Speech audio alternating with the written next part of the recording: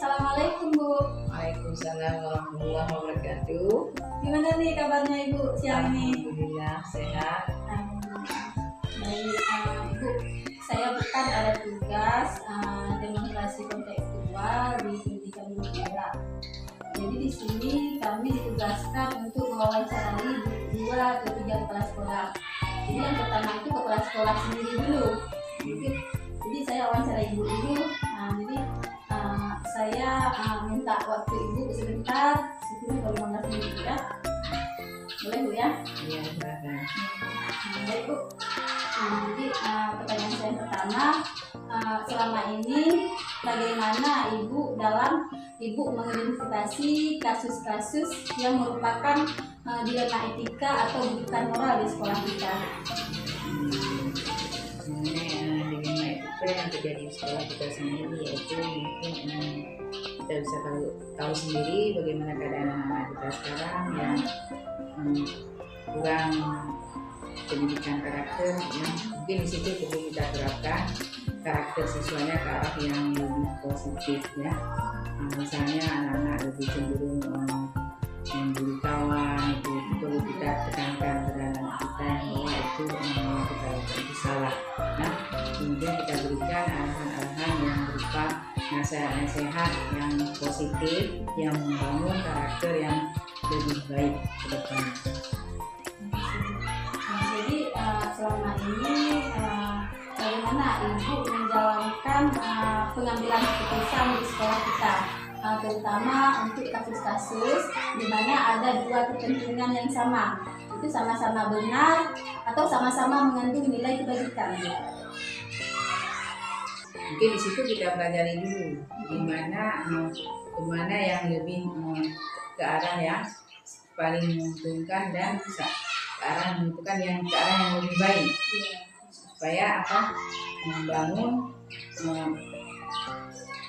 siswanya supaya lebih siapa yang lebih membutuhkan situ.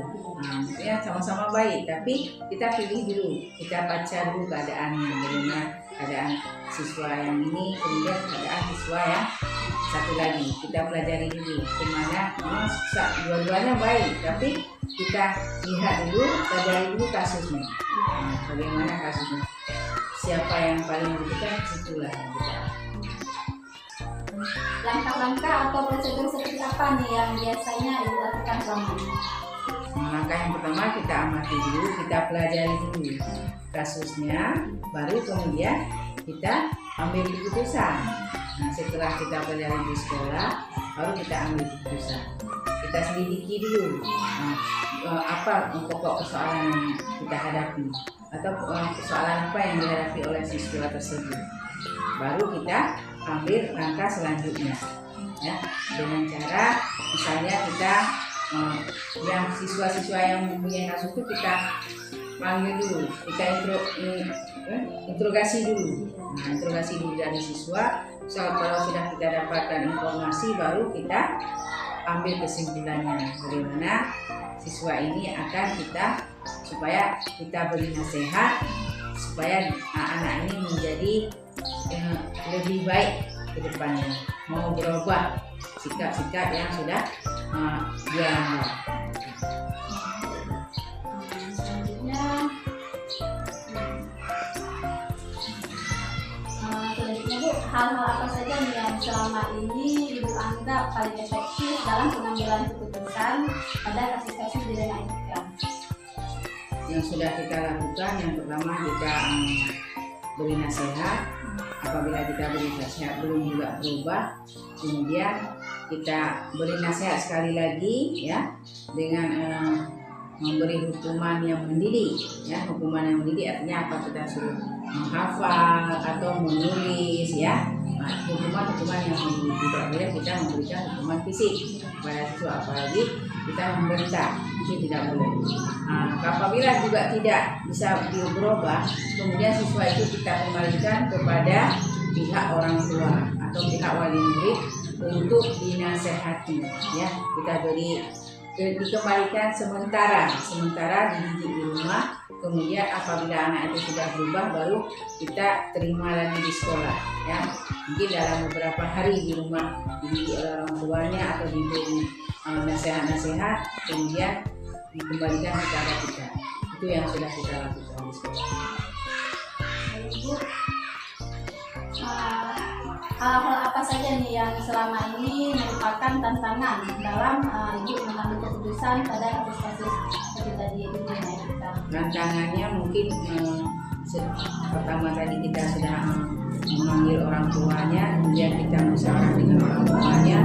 Mungkin tantangan yang kita hadapi sulit bagi orang tuanya untuk menerima keputusan yang sudah diputuskan oleh sekolah.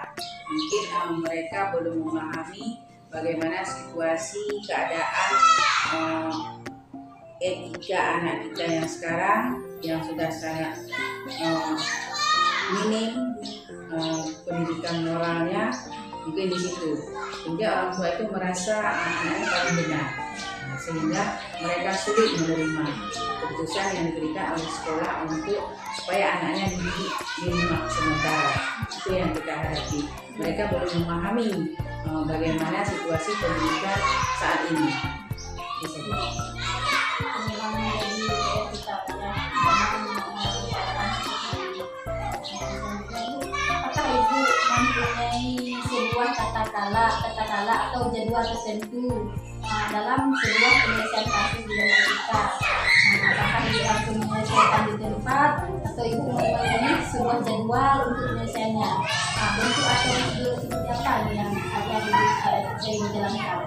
Tergantung dengan kasusnya, bagaimana kasusnya. Kalau memang kasus itu bisa kita selesaikan di tempat, langsung kita selesaikan di tempat. Apabila kasus itu harus kita jadwalkan, misalnya kita memanggil orang tua siswa, kemudian beliau tidak bisa datang sibuk, kita akan atau kepala sekolah yang sedang sibuk, kita jadwalkan kapan waktu yang tepat supaya yang kita musyawarah ini dapat kita selesaikan dengan baik.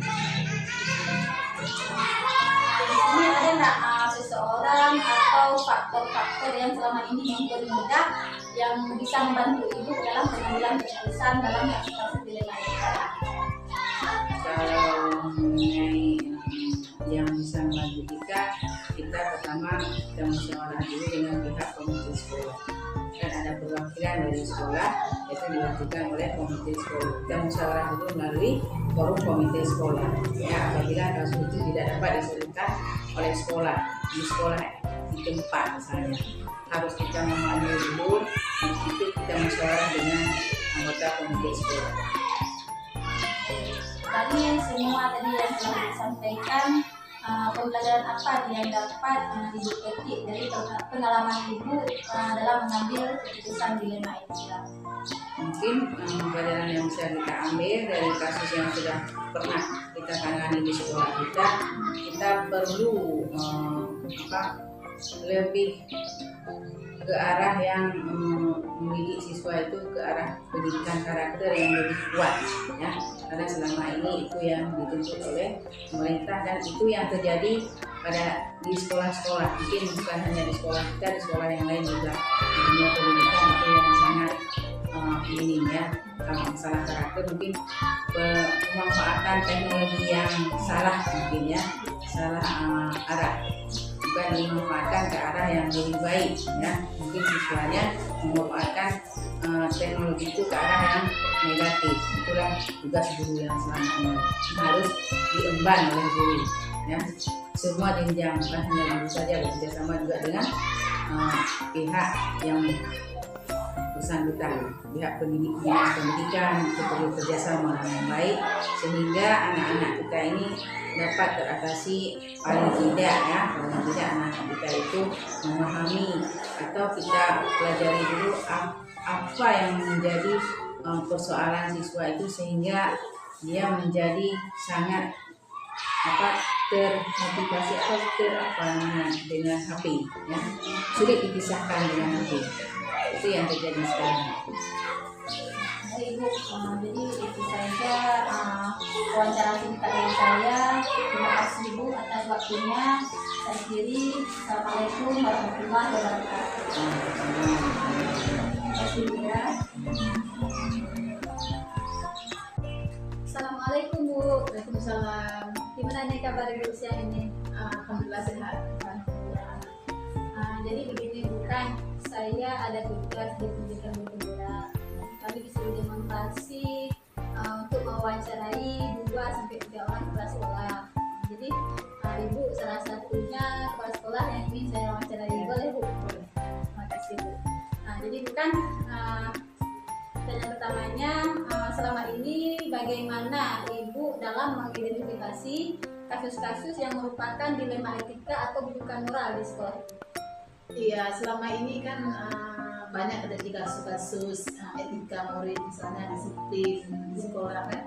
Jadi kami melihat latar belakang siswa tersebut untuk mengatasi masalah siswa tersebut. Misalnya kalau disiplin mungkin dalam menggunakan seragam sekolah, mungkin latar belakang orang tuanya memang kurang berada, bukan tidak seragam, tidak lengkap atributnya, mungkin memang kurang berada. Apa salahnya kita gunakan dana BOS untuk membeli perlengkapan sekolah mereka? Dan latar belakang sesuatu tersebut. Jadi selama ini bagaimana Ibu menjalankan pengambilan keputusan di sekolah Ibu, terutama untuk kasus-kasus di mana ada dua kepentingan yang sama-sama benar atau sama-sama mengandung nilai kebajikan?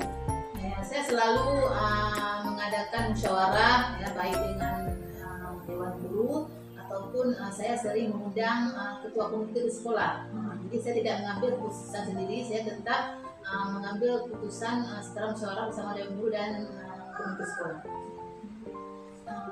Oke.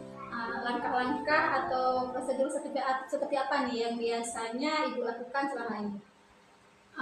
Saya mengambil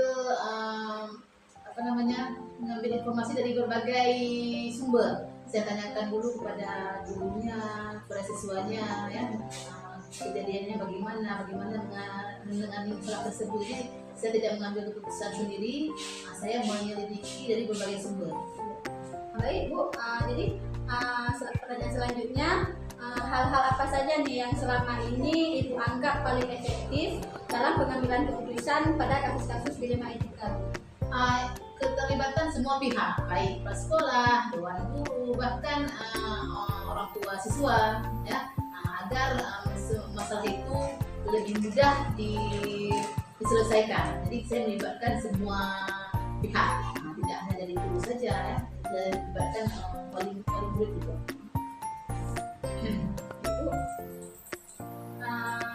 Ada nggak tantangan Ibu dalam pengambilan keputusan pada kasus-kasus dilema etika? Terkadang ada tekanan dari wali murid, ya, sehingga mungkin prosesnya agak lebih sulit, ya, walaupun mungkin kita menerapkan aturan yang benar, tapi mungkin ada tekanan-tekanan dari orang tua karena mereka tidak menerima apa yang kita putuskan sekolah. Apakah Ibu memiliki sebuah tata kelola atau jadwal tertentu dalam sebuah penyelesaian kasus dilema etika? Apakah ada langkah Ibu langsung menyelesaikan di tempat atau Ibu memiliki sebuah jadwal untuk menyelesaikannya?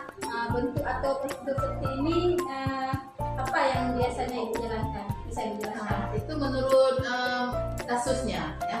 Kalau kasusnya tidak rumit, mungkin bisa kita selesaikan terus saat itu. Tapi kalau kasusnya sulit, itu kami membutuhkan waktu mungkin 1 minggu karena kami harus bermusyawarah terlebih dahulu dengan dewan guru, dengan komite sekolah dan dengan wali murid. Jadi tergantung kasusnya apa.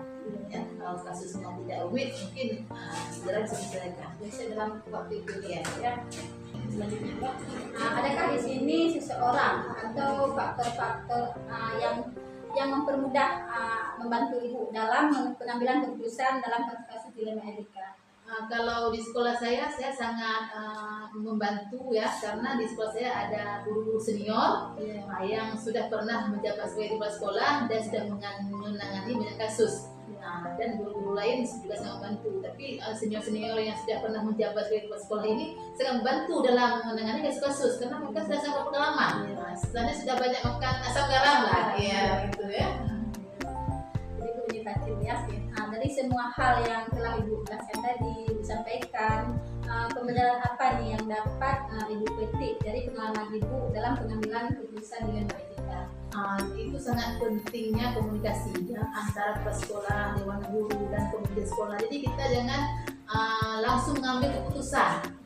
Apa yang terjadi di sekolah dengan etika anak-anak kita langsung memberi hukuman, tapi kita harus berkomunikasi dengan senior, dengan guru, dengan komite sekolah, dengan wali murid ya. Bagaimana langkah yang terbaik, yang mana ketika anak-anak mungkin terjadi dilema etika ini, kita harus membimbing mereka ya, bukan kita memberi ganjaran, yang mana nanti dia kalau kita beri ganjaran nanti akan ada rasa dendam.